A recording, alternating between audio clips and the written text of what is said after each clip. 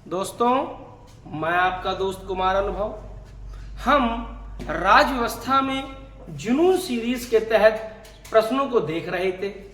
हमने अब तक कुल 16 लेक्चर देख लिए हैं और अगर आपने अभी हमारे 16 लेक्चर नहीं देखे हैं तो आप जाके गिरिराज क्लासेस मौरानीपुर की यूट्यूब चैनल पे सभी 16 लेक्चर देख सकते हैं।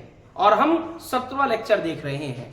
ये हम to the point crisp revision series चलाते हैं, जिसमें बहुत ही कम समय में बहुत ही आला दर्जे के वो सवाल जो आपके इम्तिहान में प्रत्यक्ष अथवा अप्रत्यक्ष रूप से आएंगे वो सवाल देखते हैं। इसके बाद हम भूगोल, अर्थशास्त्र, इतिहास, पर्यावरण, विज्ञान और करंट अफेयर की भी सीरीज चलाएंगे। आप हमारे साथ जुड़ें और अगर आप इससे लाभान्वित हो रहे हैं तो अपने भी दोस्तों को भेजें। आप इसको अपने अन्य साथियों को भी ध्यान से शेयर करें। तो चलिए हम आज का लेक्चर नंबर 17 शुरू कर रहे हैं। ठीक, आप हमारे साथ जुड़ने के लिए इन नंबरों पर भी कांटेक्ट कर सकते हैं। हम मौरानीपुर गिरिराज क्लासेस स्वर्गेश्वर मंदिर रोड पे ऑफलाइन बैच भी चलाते हैं। अभी 3 महीने में आपकी कांस्टेबल की दोबारा से एग्जाम होगा और अगले ही 2-3-4 महीने के अंदर एसआई का भी एग्जाम आने वाला है। तो आप अपनी सफलता सुनिश्चित कर सकते हैं हमसे जुड़कर। चलिए हम शुरू कर रहे हैं। आज का सवाल नंबर 1 बेटा क्या कहता है? आज का सवाल नंबर 1 हमसे क्या कहता है? आज का सवाल नंबर 1 हमसे कहता है, लोकसभा में किसी विधेयक पर आम बहस निम्नलिखित में से किस स्तर पर होती है? किस स्तर पर होती है? क्या कहा है? लोकसभा में पहले तो किसी विधेयक पर आम बहस किस स्तर पर होती है? विधेयक की प्रस्तुति के समय, द्वितीय वाचन में, प्रतिवेदन स्तर पर, तृतीय वाचन में। हम जानते हैं किसी भी विधेयक को 3 हिस्सों में, पहले इंट्रोडक्शन, दूसरा डिबेट और तीसरा पास, तीसरा बिल पास। क्लियर? दूसरे में भी 2 प्रकार की, एक होती है जनरल सामान्य और दूसरी होती है clause by clause. Clause by clause, एक एक चीज की प्रॉपर डिबेट। इंट्रोडक्शन मतलब बिल को रखना। यही 3 हिस्से होते हैं। हमने बताया था किसी भी बिल के तो किस पे होती है? किस पे होती है? दूसरे में होती है डिबेट। किस पे होती है आम बहस? किस स्टेज पे? दूसरे स्टेज पे। किस पे? दूसरे। तो इसका आंसर बी। किसका आंसर? बी। क्लियर? अगला सवाल, जब संसद के दोनों सदनों की संयुक्त बैठक में कोई विधेयक निर्दिष्ट रिफर किया जाता है तो इसे किसके द्वारा पारित किया जाता है? उपस्थित तथा मत देने वाले सदस्यों के साधारण बहुमत, उपस्थित तथा मत देने वाले सदस्यों का 3/4, सदस्यों का 2/3 बहुमत, सदनों का पूर्ण बहुमत। जब संसद के दोनों सदनों की संयुक्त बैठक, आर्टिकल 108, आर्टिकल 108 हमने बताया था जब ज्वाइंट मीटिंग होती है, संयुक्त अधिवेशन होता है तो उसमें पिछले वाले में बताया था, इंटेंशन एक शब्द बताया था। इसका उपस्थित तथा मत देने वाले सदस्यों का साधारण बहुमत याद रखिएगा। कौन सा बहुमत? साधारण बहुमत। कौन सा बहुमत? साधारण बहुमत। अब तक कुल कितने बार हो चुकी है? अब तक कुल कितने बार संयुक्त बैठक हो चुकी है? 3 मर्तबा। पहली मर्तबा 1961 में किस पे? डाउरी पे। किस पे? Dowry bill pay. दूसरा 1978 बैंकिंग पे। किस पे? बैंकिंग एक्ट पे। और तीसरी मर्तबा 2002 पोटा। किस पे? POTA, prevention of terrorist act. Prevention of terrorist act. अब तक कुल मिला के 3 बार संयुक्त अधिवेशन हो चुका है। मैंने क्लास में लिखाया है, ध्यान से देखिएगा। क्लियर? इसका आंसर ए। इसका आंसर ए। इसका आंसर ए। क्लियर? अगला सवाल, यदि राष्ट्रपति ने संसद के संयुक्त सत्र के लिए, फिर से संयुक्त सत्र पूछा है, के लिए अधिसूचना जारी कर दी और इस बीच लोकसभा विघटित हो जाए तो क्या होगा? संयुक्त सत्र यथा समय आहूत होगा, संयुक्त सत्र निरस्त होगा, संयुक्त सत्र कई सभा के गठन के कई नहीं होगा बेटा, नहीं होगा। नई सभा के गठन के बाद होगा, विधेयक व्यापकगत हो जाएगा। क्या होगा? हमने बात बताई थी लोकसभा के जब हम लोकसभा पढ़ा रहे थे उसमें उसके रूल्स और प्रोसीजर में कि अगर राष्ट्रपति ने संयुक्त अधिवेशन बुला लिया है, अगर राष्ट्रपति ने संयुक्त अधिवेशन बुला लिया है, भले भी घटित हो जाए लेकिन संयुक्त अधिवेशन बैठेगा, लेकिन संयुक्त अधिवेशन बैठेगा। Option A, option A clear. अगला बेटा, क्लियर। अगला, अगला, निम्नलिखित में से कौन संसद के दोनों सदनों की संयुक्त बैठक की अध्यक्षता करता है? कौन करता है दोनों सदनों की बैठक की अध्यक्षता? राष्ट्रपति, प्रधानमंत्री, राज्यसभा का सभापति या लोकसभा का अध्यक्ष? कौन करता है?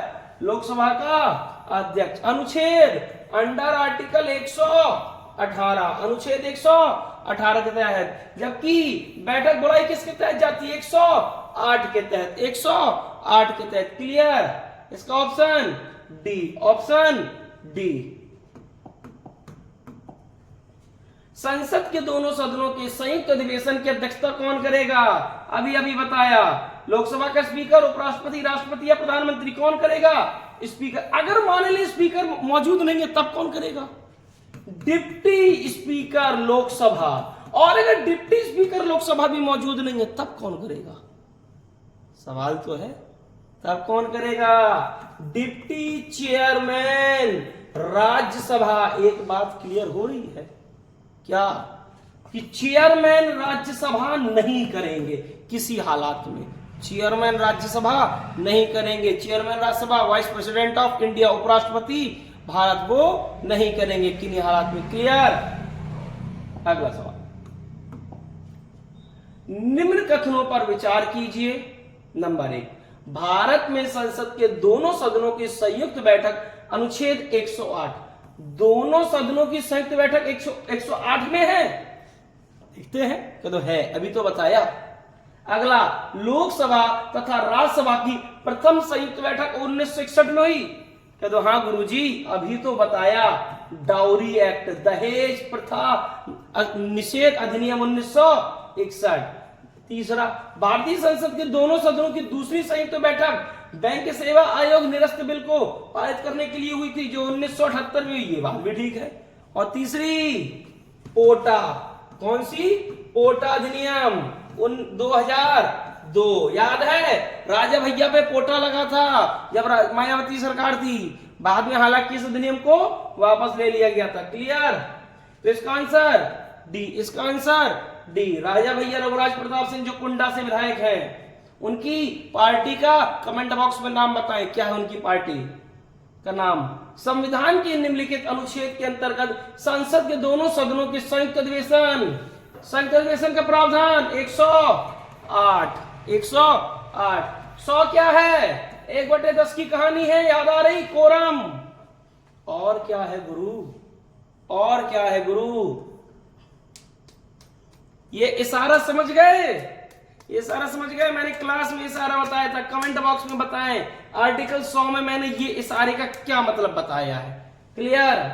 और 110 में, 110 में धन विधेयक, 110 में धन विधेयक, ठीक, 110 में धन विधेयक। क्लियर। तो इसका आंसर बी, इसका आंसर बी। क्लास के सभी बच्चे इशारा बताएं किसका मतलब क्या बताया था मैंने क्लास में जब आर्टिकल 100 याद कराया था। लोकसभा और राज्यसभा के बीच गतिरोध की किन स्थितियों में संसद की संयुक्त बैठक बुलाई जाती है? किन स्थितियों में बुलाई जाती है?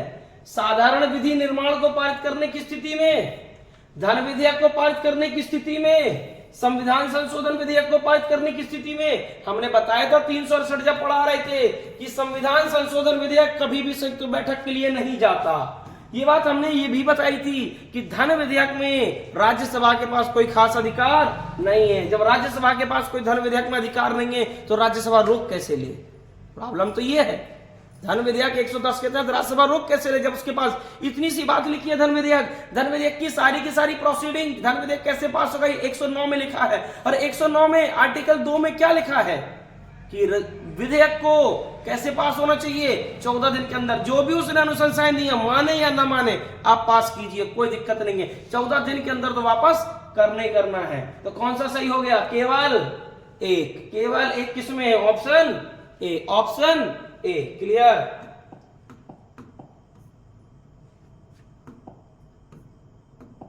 अगला, निम्नलिखित कथनों में से कौन सा सही है? लोकसभा में लंबित कोई विधेयक उसके 17वें पर व्यापकगत लैप्स हो जाता है। 17वें पर लैप्स हो जाता है 17वें पर लैप्स हो जाएगा। देखते हैं, राज्यसभा में लंबित कोई विधेयक जिसे लोकसभा ने पारित नहीं किया है, लोकसभा के विघटन पर व्यापकगत नहीं होगा। इस बात को याद आ रहा है, मैंने छू लिया का कॉन्सेप्ट बताया था अंडर आर्टिकल 107। क्या बताया था? छू लिया वाला कॉन्सेप्ट मैंने बताया था। अगर कोई भी विधेयक लोकसभा ने एक मर्तबा छू लिया और अगर लोकसभा क्या हो गई, विघटित हो चुकी है, डिसॉल्व हो चुकी है, तो अब वो गिरेगा, अब विधेयक गिरेगा। लेकिन अगर लोकसभा ने नहीं छुआ है, केवल राज्यसभा के पास है, अब तक केवल राज्यसभा ने छुआ है, केवल राज्यसभा के पास ही रहा, लोकसभा तक नहीं गया है, तो फिर वो नहीं गिरेगा। बताया था 107 में छू लिया का कॉन्सेप्ट। तो पहला वाला 17वें पर लैप्स हो जाएगा? नहीं, केवल दो सही, केवल दो सही, केवल दो सही। क्लियर? अगला, संविधान के किस प्रावधान में कहा गया है कि विधि के प्राधिकार के बिना ना तो कोई कर लगाया जा सकता और ना ही एकत्र किया जा सकता है? न विधि के प्राधिकार के बिना ना तो कोई कर लगाया जा सकता और ना ही एकत्र। 265, मतलब किसी भी व्यक्ति पे किसी भी चीज का कोई कर लगाना है तो कैसे लगेगा? जैसे विधि में लिखा है, जैसे विधि में लिखा है। क्लियर? 266 संचित निधि। क्या? संचित निधि। याद आ रहा है गुरु? 300 स्यूट्स क्या है? स्यूट्स। 268 service tax. क्या है? Service tax. जो कौन लगाता है? केंद्र सरकार लगाती है तथा राज्य और केंद्र के बीच में वितरित होता है। राज्य लगाता केंद्र है, कलेक्टर राज्य करता, दोनों में वितरित। 268 में सर्विस टैक्स बताया था मैंने क्लास में। 300 में स्यूट्स, इसी में इंडिया का नाम भी लिखा है। और 266 में संचित निधि। 265 में गुरु यही क्या कि विधि के प्राधिकार के बिना ना तो कोई कर लगाया जा सकता और ना एकत्र किया जा सकता है। इसके बीच में कोई आर्टिकल बच रहा है? हाँ, 267 बच रहा है, आकस्मिक निधि। 267 आकस्मिक निधि याद आ रहा है। 266 consolidated fund of India. 267 contingency fund of India. याद आ रहे हैं? जो बात राज्य के लिए 206-7 में लिखी है। भारत की संचित निधि से धन निर्गत पर किसका नियंत्रण है? संचित निधि से धन कैसे निकलेगा गुरु? महानियंत्रक, महालेखा परीक्षक, भारत के वित्त मंत्री, अधिकृत मंत्री, कोई नहीं। डी। क्योंकि संचित निधि से धन कैसे निकलेगा? कहां लिखा? आर्टिकल 114 में लिखा। संसद की क्या चाहिए? क्या चाहिए संसद की? हामी। संसद पारित करेगा तब आर्टिकल 114 में लिखा है कि संचित निधि से धन निकालने का केवल एक तरीका क्या है? संसद उसे पारित करे। 114 में लिखी है ये बात, मैंने बताई थी। Answer D. 114 लिख लीजिएगा साथ में, 114। क्लियर? अगला, करों और सरकारी कामकाजों के निर्वाह में हुई अन्य प्राप्तियों से संघीय सरकार को प्राप्त हुआ समूचा राजस्व कहां जाता है? कर। हमने बताया था कर और सरकारी कामकाज से जो सरकार को पैसा आता कहां जाता? आकस्मिक निधि में, लोक लेखा में, संचित निधि में या निक्षेप तथा अग्रिम निधि में? किस में जाता है? संचित निधि में। किस में जाता है? जितने टैक्स वैक्स सरकार लेती है दुनिया भर की, किस में जाते हैं? सारा का सारा टैक्स आर्टिकल 266 के अंदर है, संचित निधि। क्योंकि आकस्मिक निधि 200। तो फिर एक सवाल ये है, आकस्मिक निधि में पैसा कहां से आता है? आकस्मिक निधि में पैसा कहां से आता है? आकस्मिक निधि में बेटा पैसा इसी संचित निधि से जाता है, इसी संचित निधि से जाता है। आकस्मिक निधि किसके कंट्रोल में होती है? आकस्मिक निधि होती है राष्ट्रपति के कंट्रोल में, केंद्र की, और गवर्नर के राज्य की। क्लियर? क्लियर? तो इसका आंसर सी। इसका आंसर बेटा सी। ध्यान से पढ़ते चलिएगा, रिवीजन बहुत इंपॉर्टेंट है। कोई बात नहीं, अगर एक क्लास के नोट्स खोलिए एक एक सवाल मिलेगा। क्लियर? बिना रिवीजन सब शून, बिन रिवीजन सब शून, और नंबर आएंगे शून्य। ठीक? रिवीजन करेंगे तो नंबर के नंबर आएंगे, नहीं तो नंबर नहीं आएंगे। भारत की संचित निधि से निधि निकालने के लिए निम्नलिखित, अभी तो बताया संचित निधि से निधि निकालने के लिए निम्नलिखित में से किसका अनुमोदन चाहिए? अनिवार्य, वो भी राष्ट्रपति, संसद, प्रधानमंत्री, वित्त मंत्री, किसका? संसद। बोलो बेटा अंडर आर्टिकल 114। क्लियर? अगला सवाल बेटा, निम्नलिखित में से कौन सा एक भारत की संचित निधि से लिया जाने वाला अनिवार्य व्यय भार नहीं है? मैंने पहले क्लास में बताया था, अगर नहीं पूछा है तो क्या लगाओ? गोला। क्या लगाओ? गोला। क्लियर? वे ऋण जो भारत सरकार, अच्छा ये कह क्या रहा है? कुल मिला के बात ये है कि जो भारत की संचित निधि अंडर आर्टिकल 112 बजट पास होता है, कुछ व्यक्तियों के ऐसे उसमें प्रावधान होते हैं कि जिनके तनख्वाह पे, तमाम वेतन भत्तों पे वोट नहीं होता है, वो यही पूछना चाह रहा है। ये बात मैंने 112 में क्लास में जब बता रहा था तब मैंने एक्सप्लेन की थी। मैंने क्या एक्सप्लेन किया था? वाइस प्रेसिडेंट की और प्राइम मिनिस्टर की और इलेक्शन कमिश्नर की, इनकी जो वेतन और भत्ते होते हैं इस पे वोट नहीं होता है, they are not to be voted. यही बात मैंने बताई थी। ठीक, इसका आंसर देखते हैं क्या होगा। नहीं किया जाता। वे ऋण जो भारत सरकार को चुकाने हैं, भारत निर्वाचन आयोग, मिल गया आंसर, निर्वाचन आयोग। उच्च न्यायालय के न्यायाधीशों को दी जाने वाली पेंशन, राज्यसभा के उपाध्यक्ष के भत्ते, तो इसमें होता किस किस के है? राज्यसभा के दोनों लोग, लोकसभा के speaker, deputy speaker, CJI of India, CAG, इन सब के इस पे होते हैं। क्लियर? इसका आंसर बी। मतलब अच्छा ऐसा क्यों? अगर इनके पे भी वोट होगा तो क्या ये व्यक्ति इंडिपेंडेंट काम कर पाएगा? इसी कर पाएगा? नहीं कर पाएगा। क्लियर? एक और बात बता दूं, बतौर उपराष्ट्रपति कोई काम नहीं होता उस व्यक्ति को, जो व्यक्ति उपराष्ट्रपति है। बतौर राज्यसभा के चेयरपर्सन ही वो व्यक्ति काम कर रहा होता है, जो भी, केवल उसको बतौर उपराष्ट्रपति तभी काम होता है जब वो व्यक्ति राष्ट्रपति उपराष्ट्रपति बतौर राष्ट्रपति काम करे, उपराष्ट्रपति बतौर राष्ट्रपति काम करे। आर्टिकल 65 के तहत, याद आ रहा है, तभी काम होता है। नहीं तो संविधान में उपराष्ट्रपति के लिए कोई काम नहीं लिखा है। काम किसके लिए लिखा है? आर्टिकल 64 के तहत और 89 के तहत राज्यसभा का चेयरपर्सन। याद आ रहा? 2-3 क्लास पहले बताए थे। इसका आंसर बी। निम्नलिखित में से कौन सा एक व्यय भारत की संचित निधि पर भारत नहीं होता? फिर से कह दिया, नहीं होता। बात के राष्ट्रपति का वेतन, उपराष्ट्रपति का वेतन, उच्चतम न्यायालय के न्यायाधीश, अभी तो बताया क्या?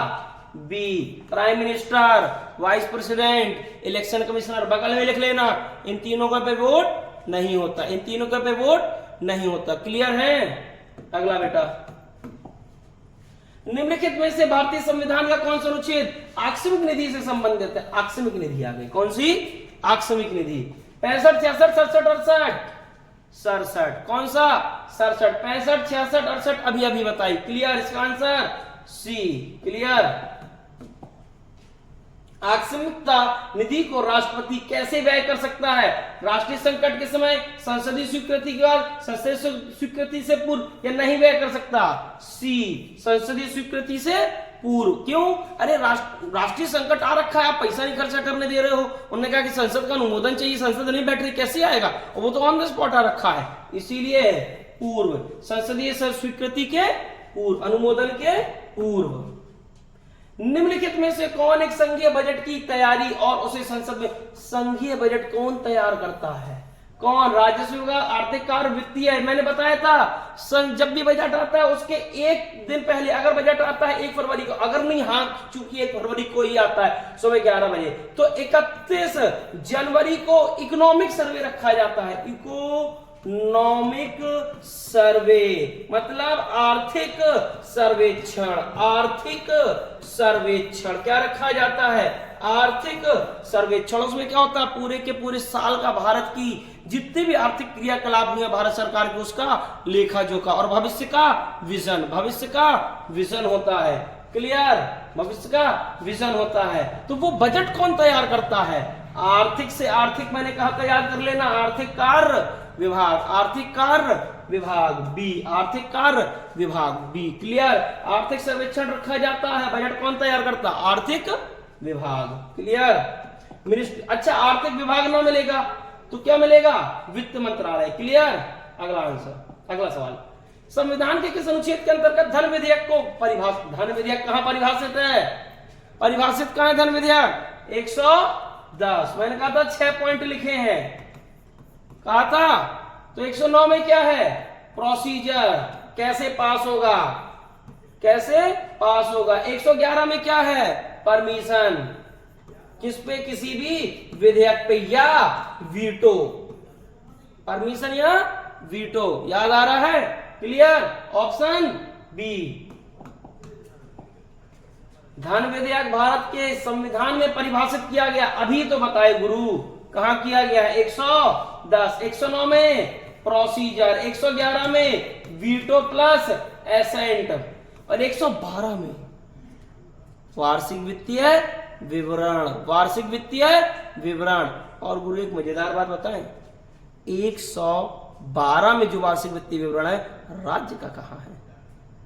राज्य का वार्षिक वित्तीय विवरण 202। क्लियर? अब आप कह रहे हो 89 का नियम टूट गया। हाँ, बीच में हल्का सा टूटता है, आपको याद हो 200 पे टूटता है नियम। क्लियर? अगर 89 का नियम लगाते तो क्या था? 201, लेकिन कहां है? 202। मैंने कहा था हल्का सा बिगड़ता है। धन विधेयक है, इसका निर्णय कौन करता है? धन किसका कौन करता है? राष्ट्रपति, प्रधानमंत्री, लोकसभा अध्यक्ष, मंत्री परिषद। कौन करता है? लोकसभा का अध्यक्ष। कोई विधेयक धन विधेयक होगा, इसका निर्णय कौन करेगा? लोकसभा का अध्यक्ष, under article 109। Under article 109। Clear? अगला, वित्त विधेयक को प्रस्तुत करने के विषय में निम्नलिखित में से कौन सा कथन सही है? वित्त विधेयक राज्यसभा में प्रस्तुत होता है, यह कौन सा सही है? यह संसद के किसी भी सदन में प्रस्तुत किया जा सकता है, यह लोकसभा में प्रस्तुत नहीं किया जा सकता है, यह लोकसभा में प्रस्तुत किया जा सकता है। बेटा सवाल में कुछ टेंशन है, क्योंकि सही तो तीनों का इसमें से हिसाब से तो गलत होना चाहिए। कौन सा सही नहीं है? या फिर वित्त विधेयक को धन विधेयक, धन विधेयक करोगे तब केवल एक सही होगा। कौन सा? धन विधेयक 110 में यह केवल लोकसभा में प्रस्तुत किया जा सकता है। धन विधेयक केवल लोकसभा में अंडर आर्टिकल 110 प्रस्तुत किया जा सकता है। क्लियर? क्लियर? अगला, निम्नलिखित में से कौन सा एक कथन सही है? धन विधेयक राज्यसभा में पुनर्स्थापित किया जाता है। धन विधेयक संसद के दोनों सदनों में से किसी भी में भी पुनः स्थापित किया जा सकता है। धन विधेयक लोकसभा में पुनः स्थापित नहीं किया जा सकता है। धन विधेयक लोकसभा में पुनः स्थापित किया जा सकता है। जान गए? डी। धन विधेयक किसमें? केवल लोकसभा में। केवल लोकसभा में। कितने दिन? 14 दिन। याद आ रहा? 14 दिन की कहानी? कमेंट में बताएं क्या थी 14 दिन की कहानी। निम्नलिखित कथनों में से कौन सा सही नहीं है? धन संपत्ति के मामले में राज्यसभा शक्तिहीन है। धन विधेयक की शुरुआत राज्यसभा में होती है। धन विधेयक की शुरुआत कहां होती है? राज्यसभा में होती है। लोकसभा द्वारा पारित किए, देखो उसने गलत पूछा है हमसे। लोकसभा द्वारा पारित किए जाने के बाद राज्यसभा को 14 दिन के भीतर विधेयक को पारित करना होता है। 14 दिन के भीतर। देखते हैं, राज्यसभा किसी धन विधेयक को पारित कर सकती है अथवा कतिपय सिफारिशों के साथ उसे लोकसभा को लौटा सकती है। कौन सा सही नहीं है? धन विधेयक की शुरुआत बेटा राज्यसभा में नहीं होती है। मैंने बताया था धन विधेयक अंडर आर्टिकल 110 कहां होगा? एक लोकसभा। धन विधेयक का प्रोसीजर कहां लिखा है? 109। और 109 को ठीक से खोल के देखोगे तो 109 के पहले में क्या लिखा है कि यह राज्यसभा में नहीं रखा जा सकता। कहां? राज्यसभा में। जबकि दूसरे में जाओगे 109 के तो क्या लिखा हुआ है? इसे 14 दिन के अंदर लौटाना जरूरी है। क्लियर? क्लियर? तो इसका आंसर बी। इसका आंसर बी। 109 के अंदर घुसना पड़ेगा। घुसे थे क्लास में? अगला, लोकसभा द्वारा पारित धन विधेयक राज्यसभा द्वारा भी पारित मान लिया जाएगा यदि उस सभा द्वारा उस पर कोई कार्रवाई नहीं की जाती। कितने दिन? 14। 109 के अंदर 2। 109 के अंदर 2। Option B. Option B. अगला बेटा, निम्न क्रियाविधियों में से कौन सी ऐसी धन विधेयक को अंगीकार करा लेगी जो एक बार लोकसभा द्वारा पारित किया जा चुका हो किंतु राज्यसभा द्वारा संशोधित किया गया हो? कौन सी? धन विधेयक के लिए पूछ रहा बेटा, धन विधेयक के लिए। धन विधेयक और वित्त विधेयक दो अलग चीजें हैं। धन विधेयक में केवल वो चीज धन विधेयक कहलाती है जो चीज अंडर आर्टिकल 110 6 लाइनें लिखी एक्सक्लूसिवली उन्हीं 6 लाइनों को फॉलो करती है। जो इसके अलावा अगर 7वीं लाइन कोई आ गई तो 117 के तहत। लेकिन यह भी अंतिम रूप से लोकसभा के स्पीकर तय करते हैं कि कौन सा धन विधेयक है कौन सा नहीं। जैसे गौर करो, आधार के आर्टिकल, आधार बिल पे लोकसभा स्पीकर ने क्या उसे धन विधेयक मान के पास करा लिया था। हालांकि ये बात अभी माननीय सर्वोच्च न्यायालय के सामने विचाराधीन है, इस पर हम टिप्पणी नहीं करेंगे। माननीय सर्वोच्च न्यायालय जो कहेगा देखा जाएगा। क्लियर? जब कोई भी चीज माननीय न्यायालय के सामने विचाराधीन होती है तो हम एक्सपर्ट नहीं है, हम उस पर टिप्पणी करने से बचें। क्लियर? एक्सपर्ट कौन है? माननीय न्यायालय, माननीय न्यायालय। ठीक। निम्न क्रियाविधियों में से कौन सी धन विधेयक को अंगीकार करा लेगी जो एक बार लोकसभा द्वारा पारित किया जा चुका हो किंतु राज्यसभा द्वारा संशोधित किया गया हो? या राष्ट्रपति को जाएगा, लोकसभा की बैठक में भाग लेने वाले तथा मत देने वाले सदस्यों को 2/3 बहुमत से पारित करना होगा। दोनों सदनों को संयुक्त अधिवेशन बुलाया जाएगा या यह पारित समझा जाएगा यदि लोकसभा इसे दोबारा संशोधन को स्वीकार अथवा अस्वीकार। हाँ, ये बात ठीक है, स्वीकार भी कर सकती है, अस्वीकार भी कर सकती है। कौन? लोकसभा। कौन? मान लो बड़ा कोई विधेयक गया कहां, राज्यसभा ने बदल दिया। अरे लोकसभा की मर्जी, स्वीकार करे नहीं करे, कर ले तो ठीक, नहीं करे तो ठीक, कोई बाध्य नहीं है। क्लियर? और मैंने पहले भी कहा था अनुशंसाएं बाध्य नहीं होती। निम्नलिखित में से कौन सा शब्द शब्दावली भारत के संविधान में उल्लेखित है? कौन सा शब्द अथवा शब्दावली भारत के संविधान में उल्लेखित है? वार्षिक वित्तीय विवरण, विनियोग विधेयक, बजट या भारत की संचित निधि? वार्षिक वित्तीय विवरण अंडर आर्टिकल 112 और 202 में राज्य के लिए, 112 में केंद्र के लिए। किसके लिए?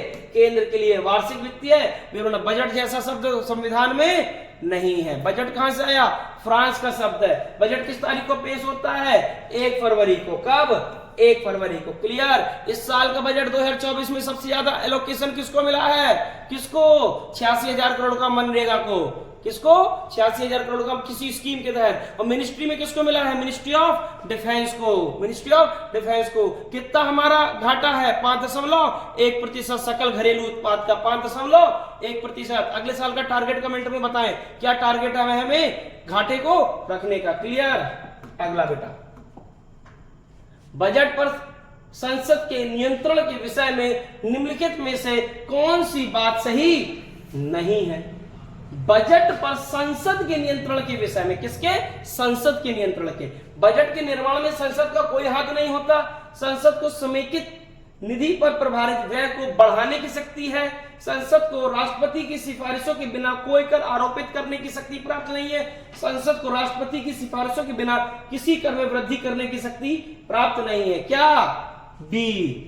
संसद को समेकित निधि पर प्रभारित व्यय को बढ़ाने की शक्ति है क्या? है क्या? नहीं है। प्रभारित व्यय मतलब नॉट टू बी वोटेड, इस पे वोट नहीं किया जा सकता। बी बेटा, आंसर बी। यदि वार्षिक संघीय बजट, अच्छा अगर बजट पास नहीं होगा तो सरकार को इस्तीफा देना पड़ेगा। क्लियर? बजट में संशोधन करे दोबारा पेश किया जाता है। सुझाव हेतु बजट राज्यसभा को भेज दिया जाता है। संघीय वित्त मंत्री को त्याग पत्र देना पड़ता है। प्रधानमंत्री अपनी मंत्रिपरिषद की क्यों देता है त्याग? अरे बजट पास करने के लिए आपको कितने चाहिए? आधे वोट। कितने? आधे। और आपको आधे नहीं मिले, इसका मतलब यह है कि आप बहुमत में नहीं है। आप बहुमत में नहीं है। डी। और आज का अंतिम सवाल बेटा, क्या कहता है अंतिम सवाल? आर्थिक सर्वेक्षण प्रतिवर्ष संसद में प्रस्तुत किया जाता है। आर्थिक सर्वेक्षण कहां प्रस्तुत किया जाता है? संसद में। कहां बेटा? संसद में। आगामी वर्ष के बजट के प्रस्तुतिकरण के पूर्व, आगामी वर्ष के बजट के प्रस्तुतिकरण के पश्चात, वित्त विधेयक के प्रस्तुतिकरण के पश्चात और उसका बजट के प्रस्तुतिकरण से कोई संबंध नहीं। क्या? आगामी वर्ष के बजट के प्रस्तुतिकरण के पूर्व। इसका आंसर ए। इसका आंसर ए। क्लियर? ध्यान रखें, इसका आंसर ए। और ये आपके सभी के सभी क्या हैं? आंसर्स। ध्यान से देख लें। क्लियर? सभी नोट्स बनाते चले, ध्यान से लिखते चले। हम पूरी की पूरी सीरीज कराएंगे, पूरी की पूरी चीजें लिखाएंगे।